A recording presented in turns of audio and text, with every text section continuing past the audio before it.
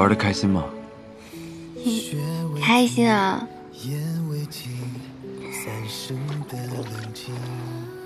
师兄他们种的菜、烤的肉都很好吃，你的手好暖和啊。醉了？没有，喝的不多。不忍命运纠葛，雁过离合，回忆中斑驳，红尘万般纠索，忘却了因果，轮回到烈火蔓延，哪怕是神魂都幻灭。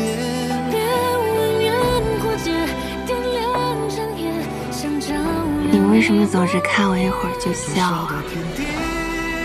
以前也这样吗？有吗？有啊。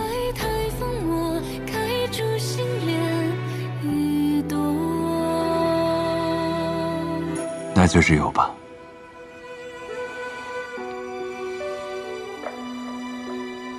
你也是。虽然很多习惯看似变了，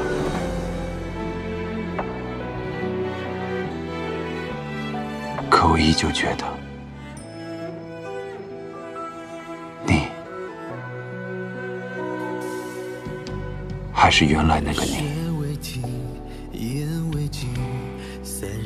我还以为这18年的摸鱼经历，已经让我彻头彻尾的换了个人。只要神魂未灭，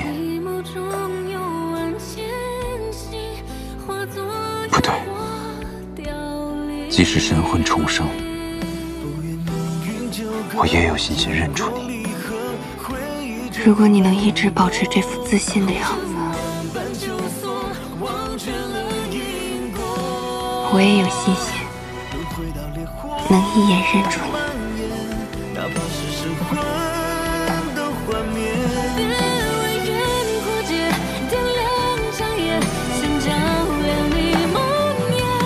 受到天地思念，不会遇见你的那天。爱太疯魔，开出心莲一朵。爱太疯魔，开出心莲一朵。可是我以前的记忆一点都没了。其实你有的是办法帮我恢复记忆，对吗？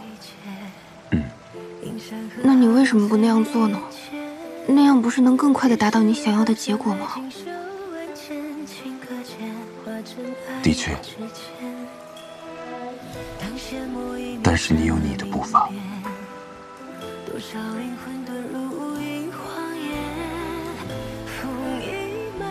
如果我一直想不起来呢？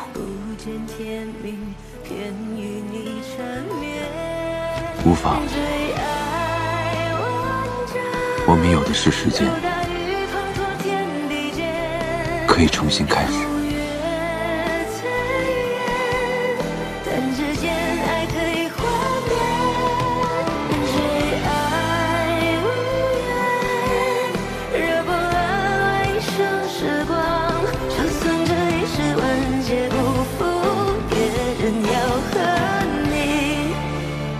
冷静。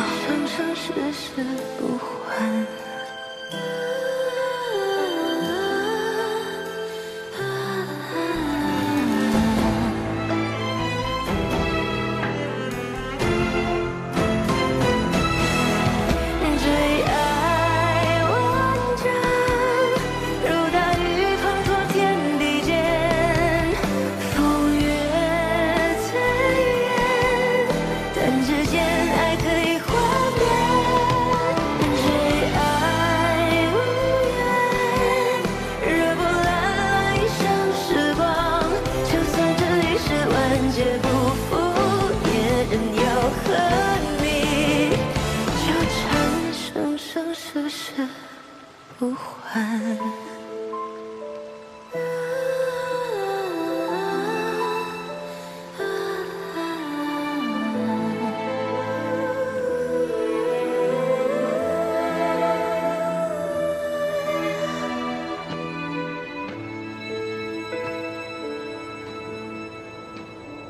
风起少爷，还是想开一些吧。何况他现在像是已经忘记了自己的韩愈记忆，所以才没能与你相认。唉，可惜了这一段缘分呢。我之前受过一次很重的伤，而且之前的记忆都消失了。然后据司马娇所说，我失忆前是他道侣。他与我已是道侣，你不过是个跳梁小丑。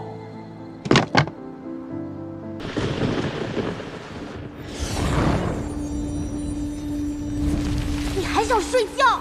这家伙快死了！我刚给他吃了救命大补丸。这家伙的灵符里面一团糟，他之前要跟人同归于尽，连神魂都差点烧了拿来用。现在虽然身体正在恢复，但是意识已经快散了。那会怎么样？会死。合着刚刚那高人的灵药只能救身体，救不了神魂啊！你进他灵符，把他的神魂劈一劈不就行了？快点，快点，快点啊！你不是一直喊着要杀死司马娇吗？你有这么好心吗？你以为我想救他？我还没想到办法和他分开。他现在死了，我不就一起死了？所以你赶紧救他！你说的轻巧，司马娇修为这么高，他不敞开灵府，我怎么进去？你去试试啊！他不是很喜欢你吗？说不定你能进去呢。你从哪儿看出来他喜欢我？他心里想什么我会不知道？你不要浪费时间了，快点吧！再不抓紧，等他意识彻底消散，这可就真死了。司马堂活马医吧，我怎么进灵府啊？贴额头。哦，贴呀！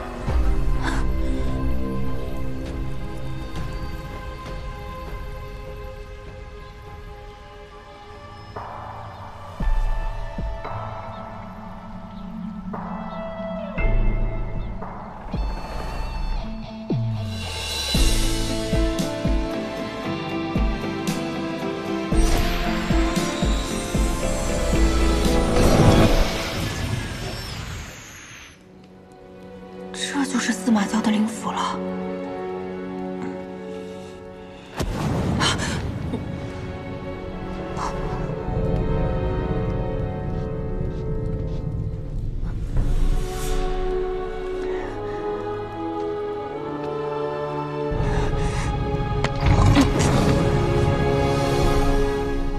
怎么没反应啊？难不成是神魂受伤太重？没有攻击性了。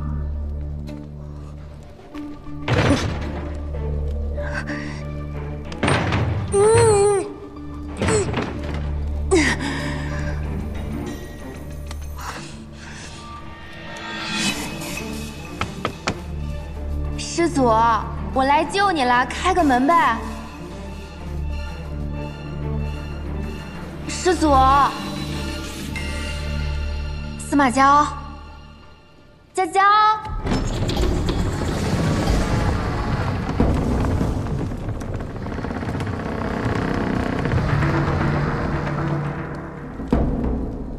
这么容易就开了？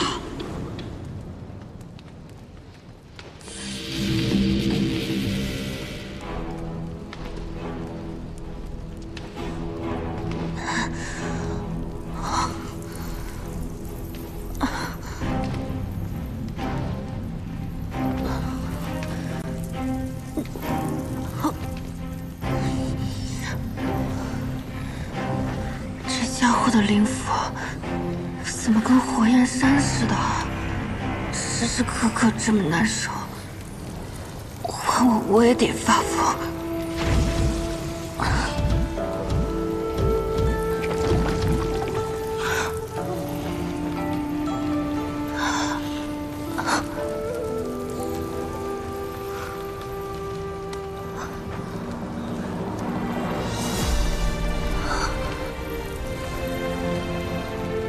他将永生地活在灵火灼烧的痛苦之中，我不愿意他有这样的一生，不如就此结束凤山一族世代的悲剧。这便是娇儿降生世间的使命。你若是莽撞行事，说不定会死的。司马乔，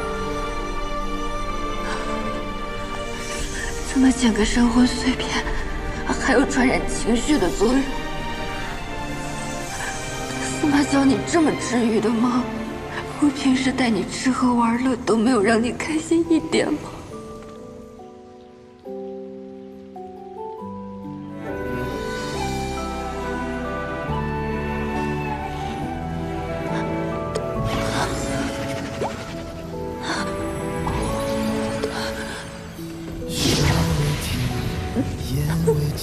不要！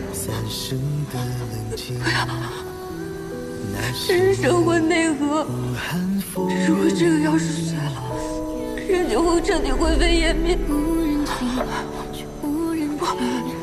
停下！快停下！不！不要！我要怎么才能按住他？云纠葛，雁过离合，回忆中斑驳，红尘万般纠锁，忘却了因果。轮回到烈火蔓延，哪怕是神魂都幻灭。别问远过界，点亮长夜，想照亮你梦魇。灼烧到天地撕裂，不会遇见你的那天。爱太疯，我开出心莲一朵。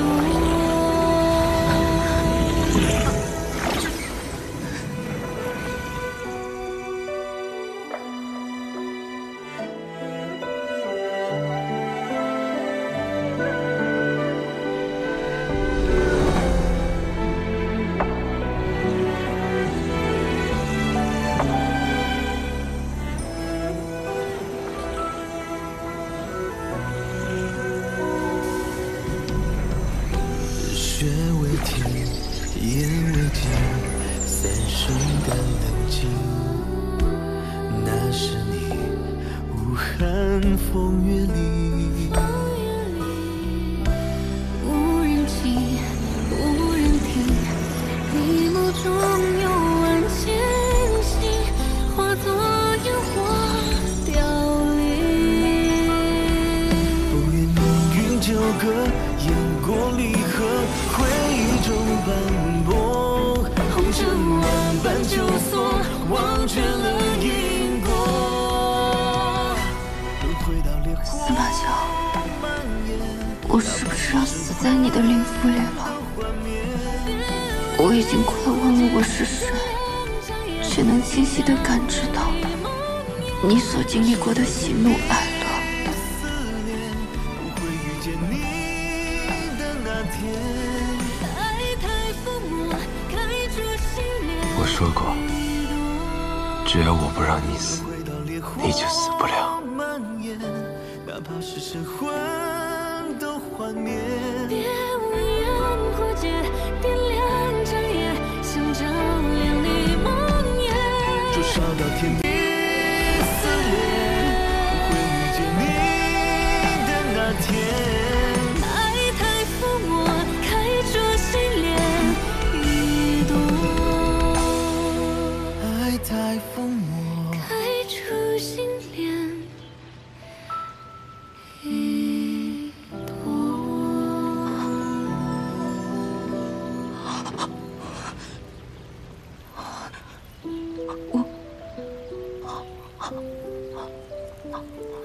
他醒来不会杀了我吧？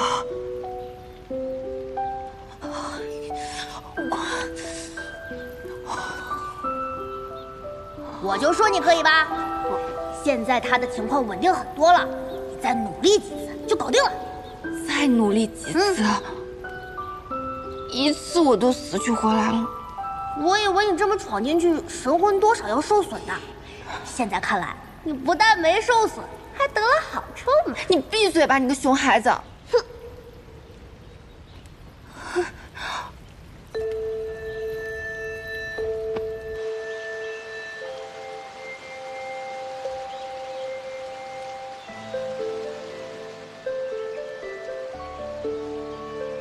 他不是喜欢你吗？说不定你能进去呢。师祖，我来救你了，开个门呗。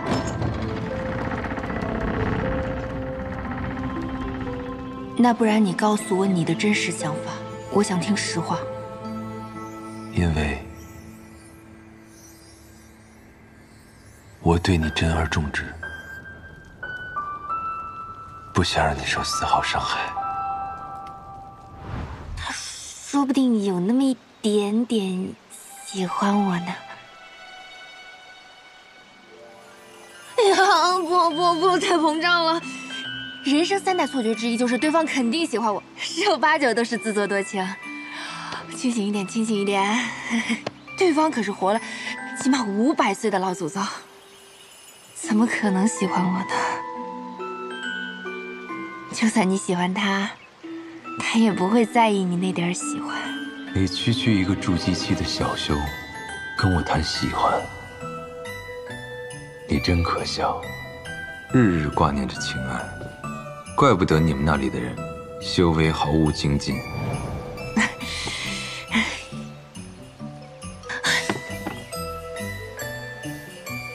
我不可能救了一半不救了吧？这半途而废的岂不是更浪费？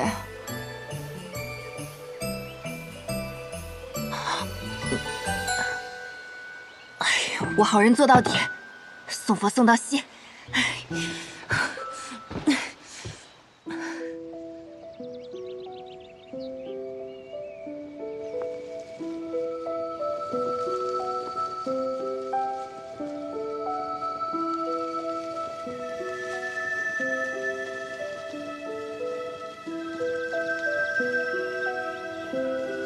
廖天恩的灵府竟如此宁静舒适。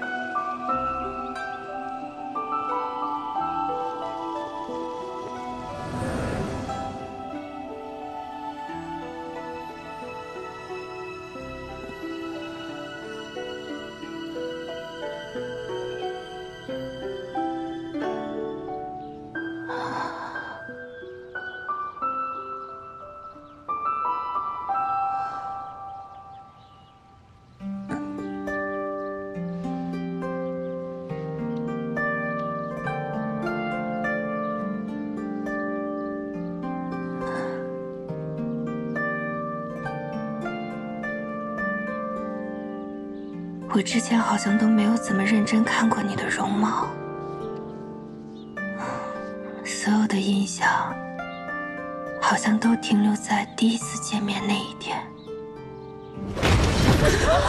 当时我旁边那个人的尸体倒下了，血溅到了我的裙子跟手上，我冷汗都吓出来了。再后来，我看到你对抗越来越多的人，又渐渐了解到你那些不堪回首的过往。我遭受过的痛苦，都要一一讨回来。师祖，我们这是冲破封印了哈。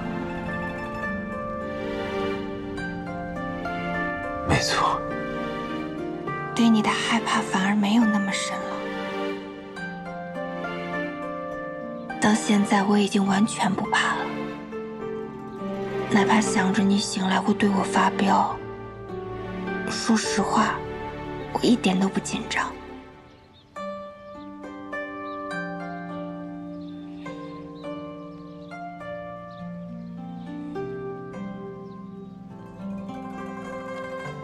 这么柔的耳垂，怎么没生成个有妇之人？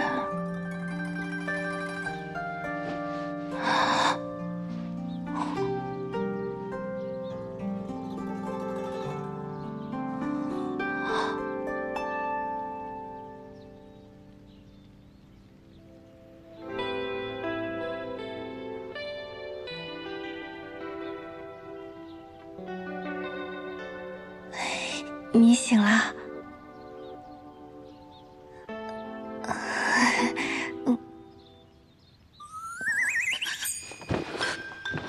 目前这个问题很难跟你解释。熊孩子臭火苗，说什么起码要帮他融合修养3次，他才能苏醒。现在才2次，谁教你的数学啊？我似乎睡了一个好觉。那可能有我的功劳。你胸口的伤也快好了，这灵药可真好使啊！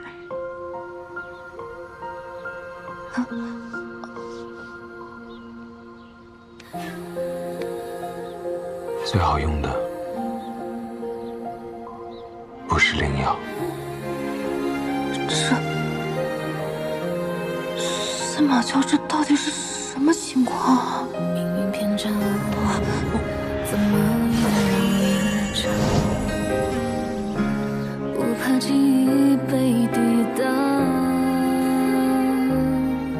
赢过一场一趟三生的对望，我相信每一世哀伤。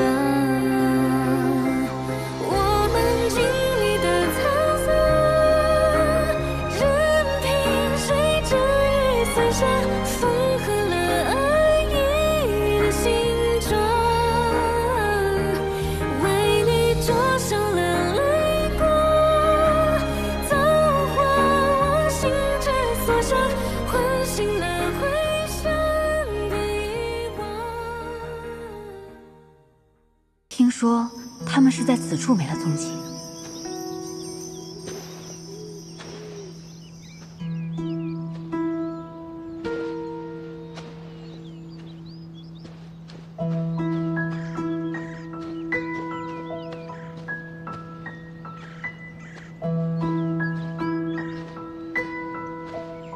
流了这么多血，看来司马娇的确伤得不轻。袁公主，这里有血迹。我们沿着血迹找。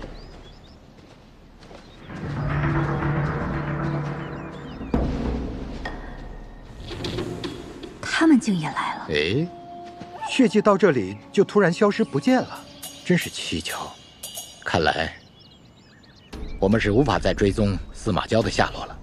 他定是有某种秘术藏了起来，我们还是要加紧搜寻才对。司马娇此次在赤焰城和百凤山残杀了无数无辜的性命，若不趁他伤重将其封印，等他功法恢复，定然会大开杀戒。话虽是如此，可再在此地逗留也是无用啊。我看我们还是回去跟其他的公主商量对策吧。走吧。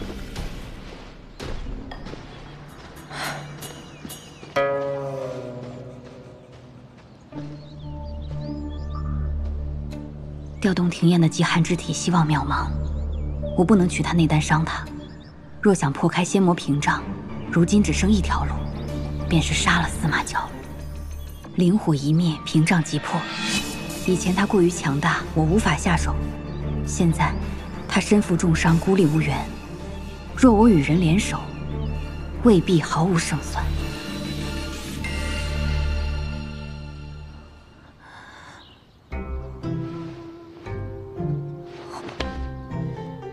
你怕什么？你说我怕什么？师祖饶命！我真的受不了了。不饶。怎么？不喜欢？不喜欢。看来你这次受伤还真挺严重的，连真言之势都失灵了。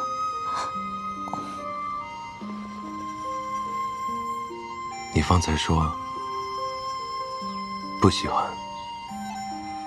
难道你很喜欢？你为什么非要逼我说真话？想知道一个人的真心，方法有很多。没了真言之事，我现在仿佛也能辨别你说的话是真是假。这气氛是怎么回事啊？看来那小火苗说的是真的。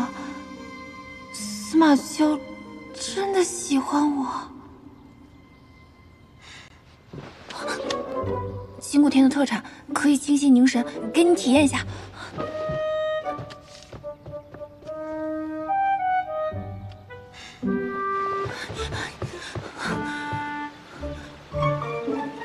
这人哪像刚受过重伤的样子？此地是那人幻化出来的灵境，再过半日，这里便会消散。哦，怪不得这天都不会黑的，也没有追兵。哦，对了，那个高人让我转告给你，说这个世间还有其他灵火存在，什么意思啊？恐怕是诗仙侣私自蓄养的那簇灵火，还未熄灭。诗仙侣为何要饲养灵火？灵火不是你司马一族才能供养的吗？你可知晓，司马氏一族飞升成神之事？庚辰史上有写，许多年前，司马一族有许多仙人大能们借助雷劫飞升成神。飞升成神，只不过是这世间的一个笑话罢了。从前，没有仙人飞升，这天地间便会灵气充裕。这我知道，书上说，是因为仙人飞升，神界与下界之门连通，灵气注入凡间。真实的缘由是，那些飞升的仙人，并没能去往神界，而是消散于这天地之间。神魂与肉身，化为了精纯的灵气，反哺于这世间。如今，司马氏一族即将灭绝，便是这冥冥之中的气运天道，要灭司马氏。怪不得八大公跟施氏敢这样毫无顾忌地算计你们剩下的司马氏族人，就是因为知晓，那些所谓飞升成神的显赫风光，都是假的。除了司马氏一族的人，无人知晓，结束飞升诅咒的方法，就是融合灵火。啊，这种惊天大秘密你就告诉我了？对你何需要有秘密？现在看来，诗千缕是知晓了这个秘密，才起了贪心，所以他养灵火，想获得长生，是吗？对，他创造了百凤山，就是要以换血秘阵获得凤山血液，这样他才拥有融合灵火的基础。可我如今已经毁了百凤山，他应该无法继续供养灵火。但照那老东西所说，诗千缕那簇灵火未熄，说明他在别处还藏有凤山血脉。换血来获得长生，诗千缕胆子可真够大的。你现在是不是打算除掉他？杀了他如何能够？我会在滋养诗氏一族的9座灵山埋下暗火，待我找到诗千缕的那簇灵火，我便一并点燃灵山的引线，摧毁诗家100年的妄想。可是你刚醒过来嘛，要不还是先养养伤吧。我不会医术，你要是再倒下了，我救不了你怎么办？无妨，毁掉诗家的阴谋，我方法多得很。只要我不想，无人能伤我性命。那你现在还想死吗？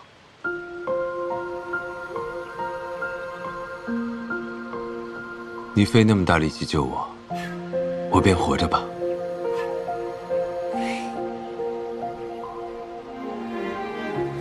那我们接下来去哪儿啊？去找诗氏一族的人。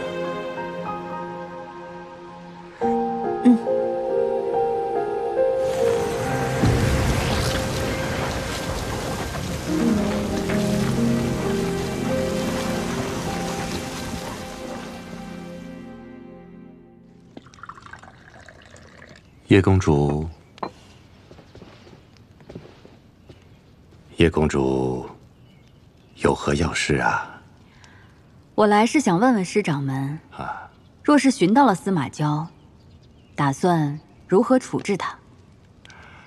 那自然是将他再度封印于三圣山，届时还有劳叶公主和我们共同开启封印阵法。师掌门恐怕另有所图吧？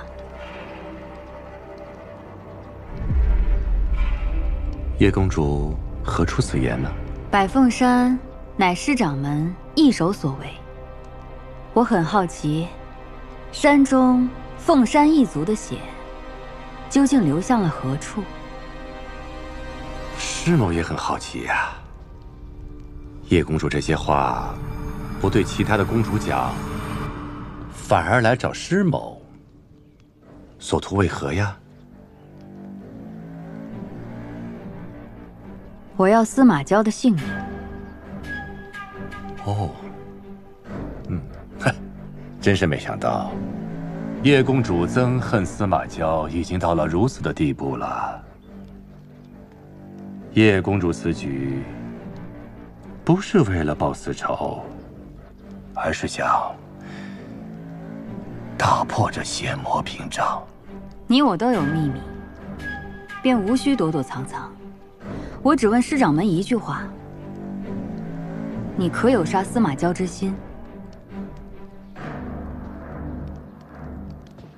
师某可以和叶公主合作，杀人灭火，但是我怎么做会有什么好处呢？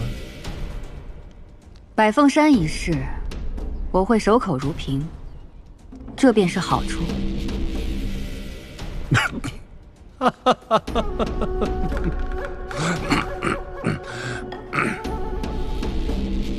叶公主，师某要封你的嘴的办法多的是啊，你说这些与我何用啊？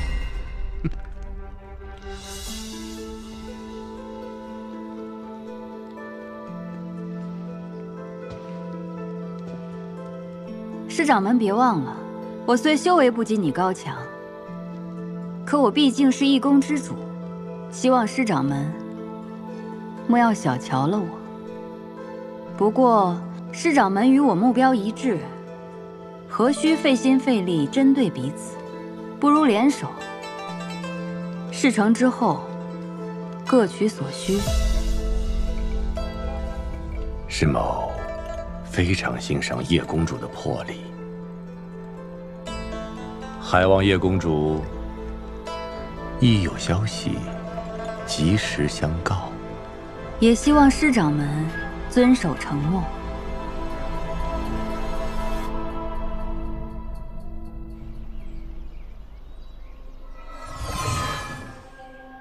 见过姑姑。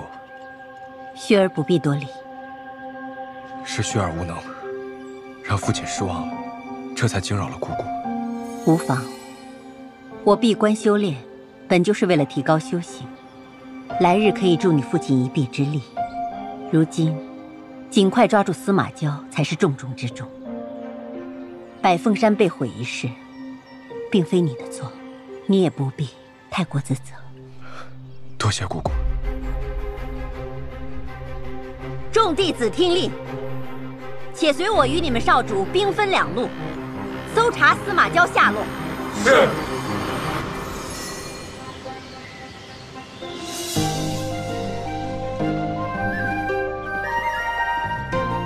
师祖，司马娇，为什么这些人看不见我们也不会撞上来啊？我用隐身术隐蔽，这些人修为低下，感觉到强盛的气息，自会避开。你受伤了也管用啊！就算我重伤未愈，这些人远不是我的对手。那我们一直用隐身术不就好啦？隐身术消耗的灵力较多，我如今只能保持片刻时间。对哦，你现在重伤未愈，各种高阶术法也失灵了。要不咱们还是低调点吧，毕竟逃亡嘛，不是度假。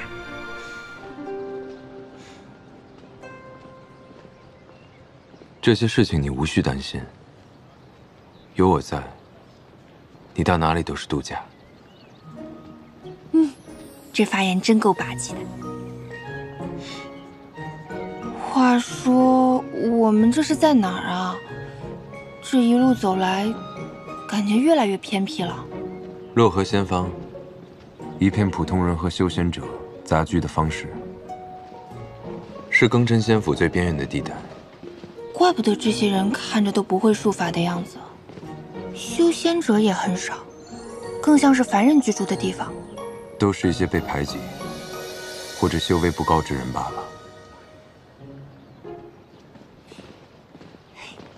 那我在这里，是不是也算大佬啦？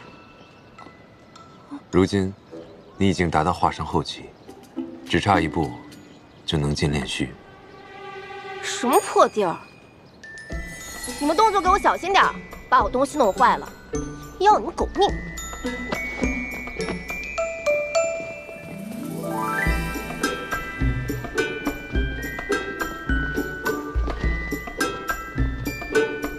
这阵仗，刚刚那2个人什么身份啊？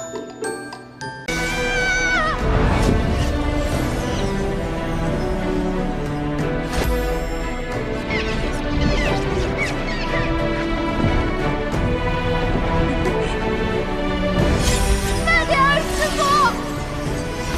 徒儿莫要害怕，在你脚下。便是绵延8888里的庚辰仙府，开山至今已有几10万年。最初建立庚辰仙府的始祖，乃至后来每一代的掌权者，皆姓司马。如今，庚辰仙府的最后一位司马，便是这位即将出关的慈葬道君。哦，看来这位师祖在你们这里是那种说一不二的大人物啊。师祖，自然是最德高望重的。整个庚辰仙府就是因为师祖才得以拥有充沛的灵气。至于师掌门，他是内府的掌权者，师世历代负责侍奉守护司马一族。啊。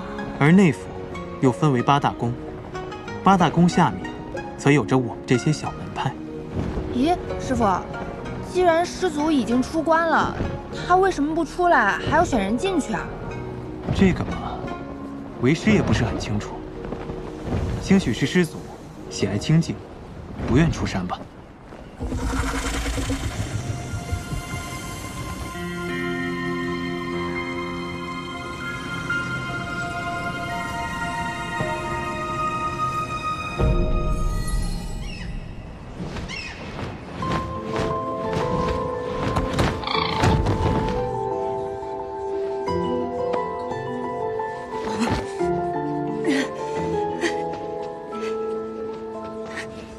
这里便是凤栖阁了，是8大宫公主和师掌门共商要事的地方。这不就是海选吗？不知道师祖喜欢什么样的弟子？师祖当然喜欢资质好、修为高的弟子啊。他们都展示什么才艺啊？莫要在意输赢，平常心应对就好。我心态好着呢，放心哈。为时不早了，你快进去吧。再等等，我都习惯了，踩点进来。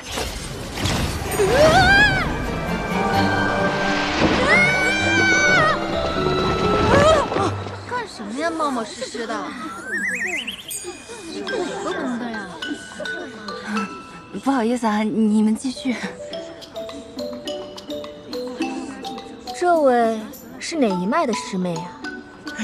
你好，我是40之宫星谷天一脉的东阳真人门下的弟子。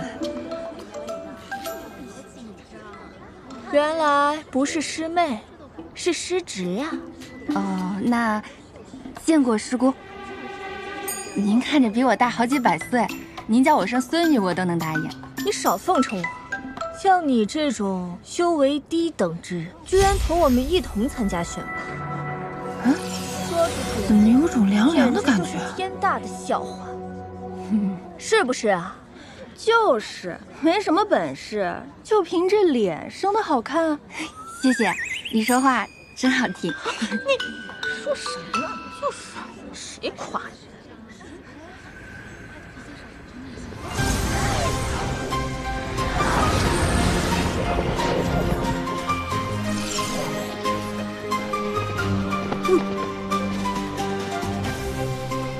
恭迎各位公主、师掌门。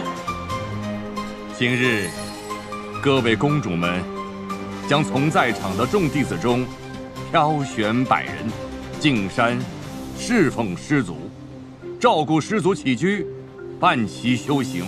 选拔正式开始，众弟子只需静心盘坐，打开天灵，静候佳音。是。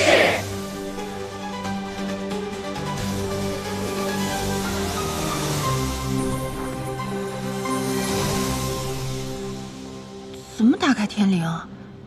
在这里干坐着就行吗？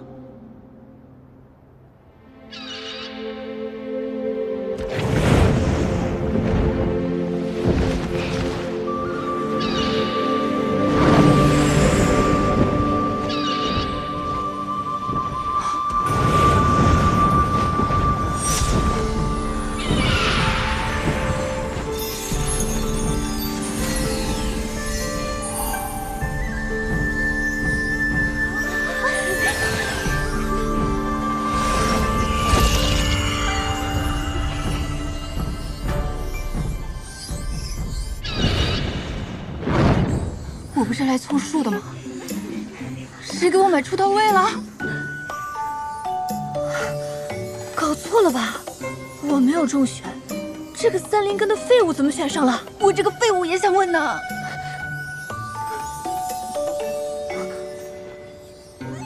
娘，师傅。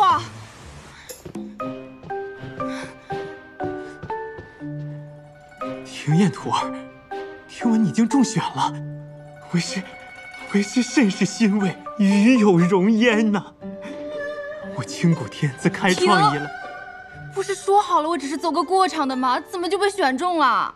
你能不能跟上面反馈一下？我不想去，有的是人抢这个 offer。什么佛？总之，我愿意把这个机会让给别人。可我们清谷天只是4师之宫下面一个小小的门派。能够入选已然是大幸了，哪有推辞的道理呀？再说了，这是师掌门和8大公主共同做下的决定，已经没有更改的余地了。怎么修仙世界也有这种职场压力啊？我只想当个美丽的废物，而且我对这什么都不了解。那万一我把这个师祖惹生气了，他不高兴了，我可担不了责。你也莫要担心，虽然为师也未曾见过那位慈藏道君。但听着道好，想来也是一个宽厚、慈和的长者。你若是无心侍奉祖宗，想来他也不会为难你的。3圣山灵气鼎盛，你此次前去，定能提升修为啊！哎呀，这种升职加薪对我一点诱惑力都没有，我只想好吃好喝，苟下去就好。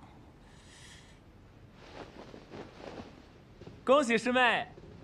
恭喜师妹！恭喜廖师妹！简直光耀师门！这是师兄给你准备的贺礼。怎么听起来我成了全村人的希望啊？这压力也太大了吧！不大。好了，散开！你们呀，莫要再给他压力了。庭燕徒儿，你能入选，已为我清谷天增色不少。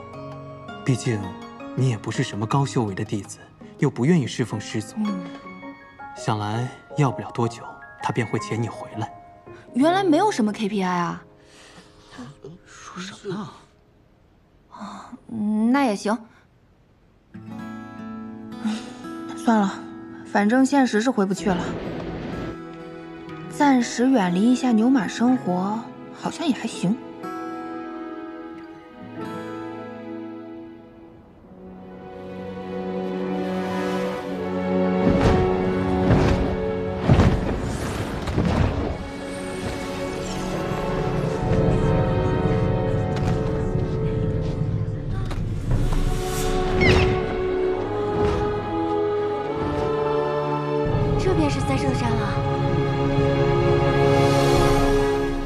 怎么什么也看不见啊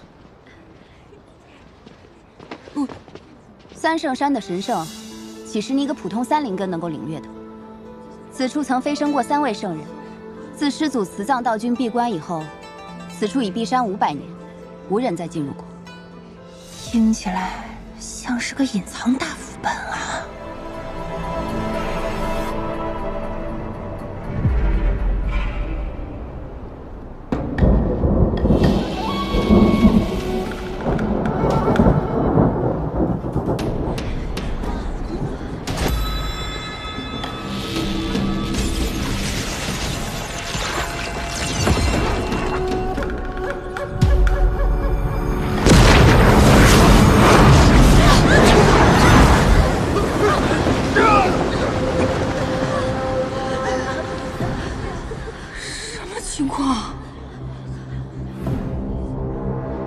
始祖息怒啊！始祖息怒！始祖息怒！带我出来，你们都得死！不是，咱们这真的是一个正道的老祖宗吗？而不是挪玉的。慈葬道君的慈，不是慈祥的慈吧？500年过去了，师祖竟然变得更加残暴了，这可如何是好？若不好好安抚师祖，庚辰仙府这延绵几十万年的大宗门，恐怕就要断送在我们这一代手中了。师祖，弟子施千旅今日特携弟子百命进山，来侍奉师祖。进来。逆生，你是我所有弟子中最优秀的，天之宫的希望就放在你身上了。是，公主。这修仙世界的老板一发怒，员工就要流血吗？我还是不要去了。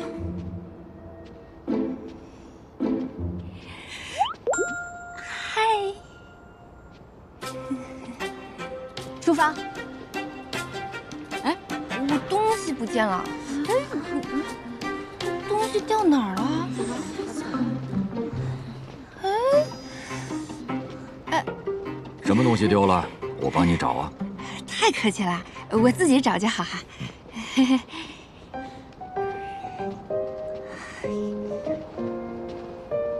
啊！哦，哎呦，我肚子好痛，好痛啊，肚子！哎呀，晕了！哎呦，不行了，肚子上去再说。痛，真痛！行了，不疼了，我自己可以走。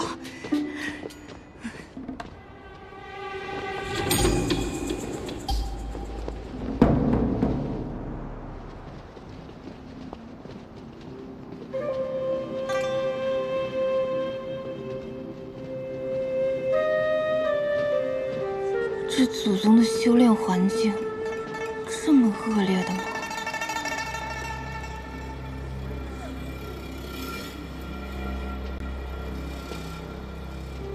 还是说师祖修的是什么邪门歪道？师姑，这里有些吓人，我们还要往前走吗？公主进山之前交代过，这山中有结界，如果贸然离开的话，不仅会惹怒师祖，而且会被结界吞噬。你要是嫌活得太长，就先逃吧。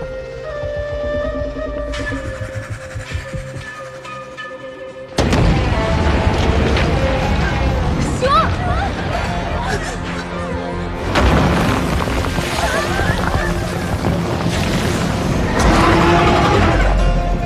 前辈，且慢！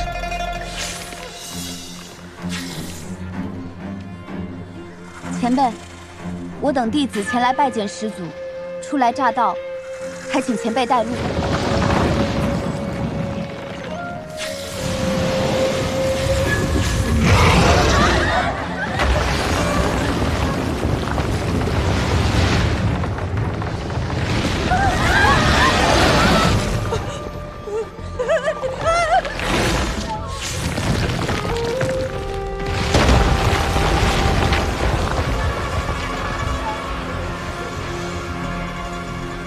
跟上。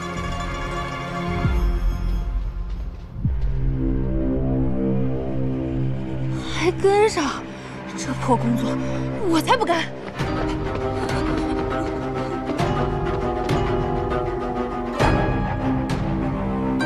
胆子真大。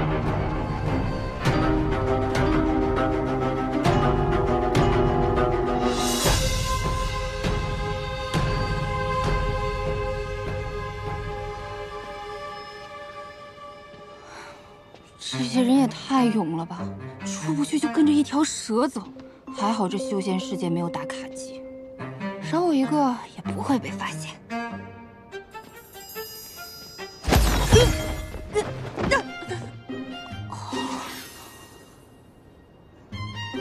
啥呀？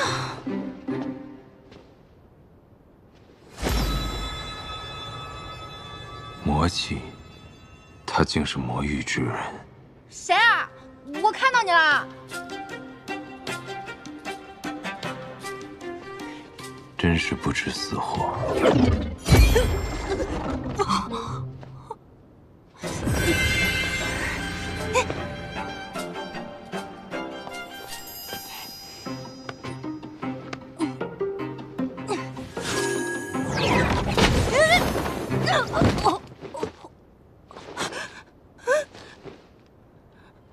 太邪门了，还是回去吧。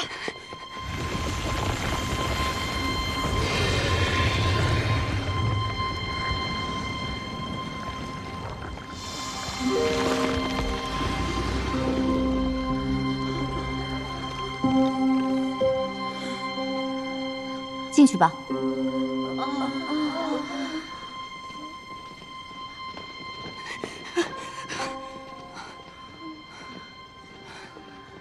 恐怖片里最早死的都是落单的人，我还是跟着大部队走吧。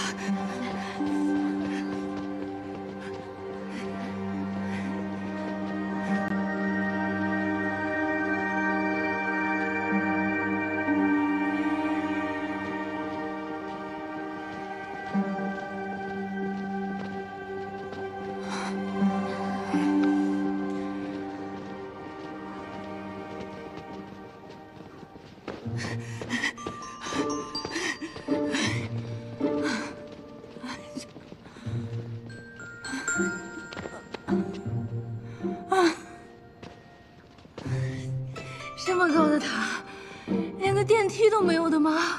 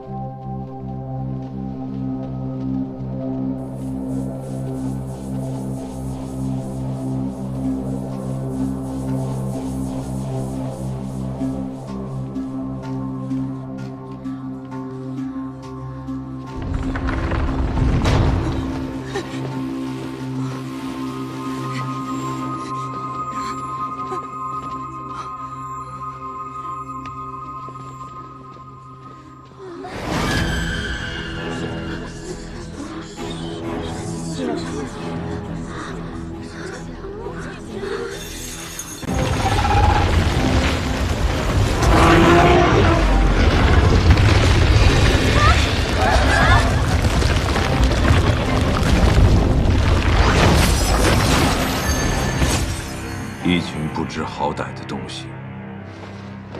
参见师祖。参见师祖。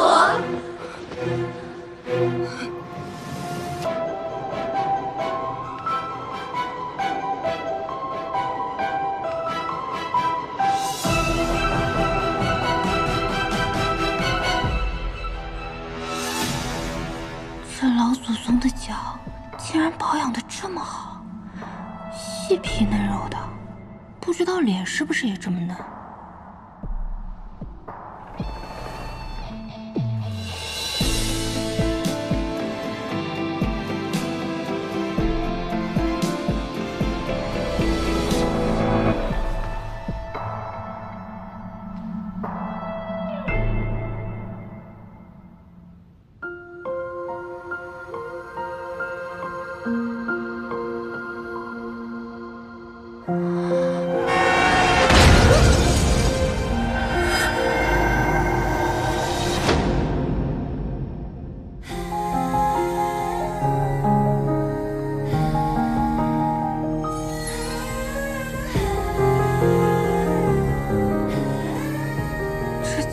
多岁的祖宗，竟然是个小白脸！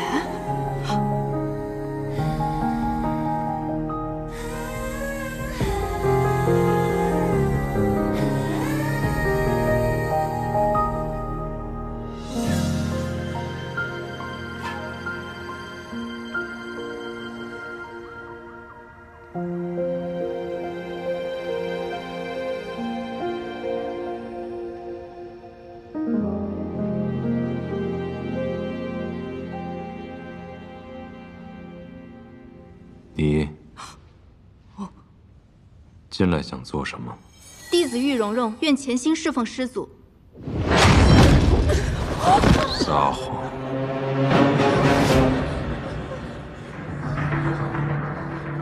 这祖宗长长得白白净净的，怎么脾气这么暴躁啊？跟个地雷似的，一点就炸呀！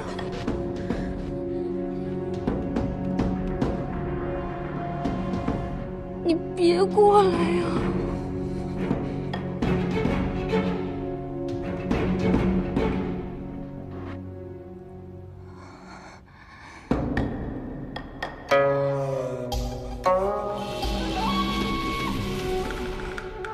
你叫什么名字？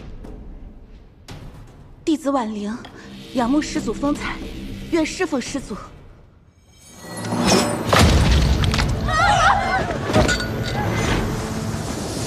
不是婉玲师妹，他是谁？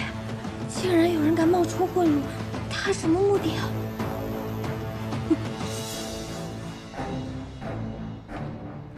他好像在看我。那不是祖宗，你别看我呀！这儿还有个胆子更大的。我哪里胆子大了？我根本什么都没做呀，祖宗！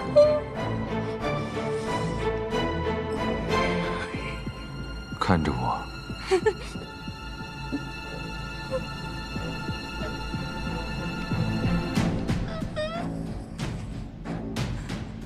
睁开眼睛看着我。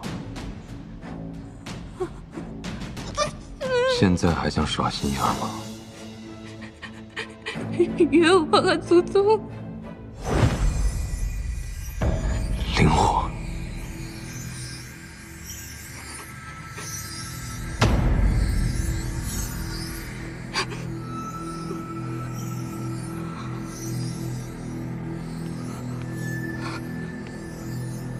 都滚出去！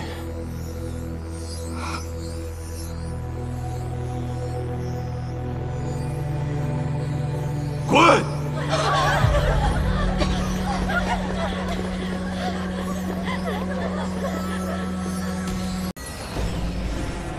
廖廷燕已顺利晋升，不愧是少公主，看来你费了不少心思。哼，我早已在她身上施下术法，选拔时可盗取灵气，神不知鬼不觉地顶替了那月初回。好，等他将司马娇杀了，仙魔两界的屏障便会消失，我魔域之人再也不用困于这荒凉之地。届时，答应我的事，你可要说到做到。放心。司马娇一死，你便可得偿所愿。今日弟子才进山，便有命灯熄灭。以师祖这般心狠手辣、杀伐无情的性格，恐怕会……他会这样，也情有可原。500年前，司马师发疯火烧白鹿崖，毁去了整个司马一族。我和八大公赶到时，为时已晚。偌大家族，仅剩襁褓中的司马娇，而他偏偏是极为罕见的返祖血脉，已与灵火融为一体。因此，以血肉之躯供养灵火的责任，便落到了司马娇一人头上。此等血脉承载了无上的力量，但也带来了无尽的痛苦。